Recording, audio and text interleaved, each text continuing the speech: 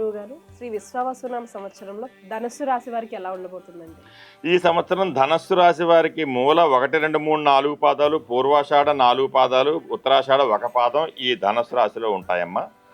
వీళ్ళకి కూడా అంతా న్యూట్రల్గా ఉంటుంది. ఆదాయం 5, వ్యయం 5, రాజపూజ్యం 1, అవమానం 5 ఉన్నాయి. అనుకూలం 49%, ప్రతికూలం 51% ఉంది.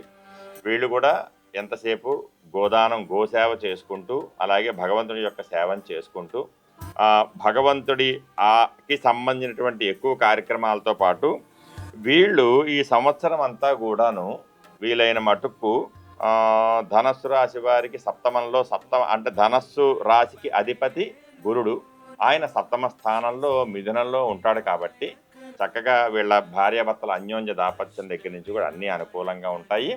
వీళ్ళకి అన్ని అనుకూలమైనటువంటి సమయమే కాబట్టి ఈ అనుకూలమైన సమయాన్ని ఇంకా అనుకూలంగా మార్చుకొని వీళ్ళ యొక్క దాంపత్యాన్ని అలాగే వీళ్ళ కుటుంబాన్ని చక్కగా చూసుకుంటారు ఈ విశ్వావసునామ సంవత్సరంలో.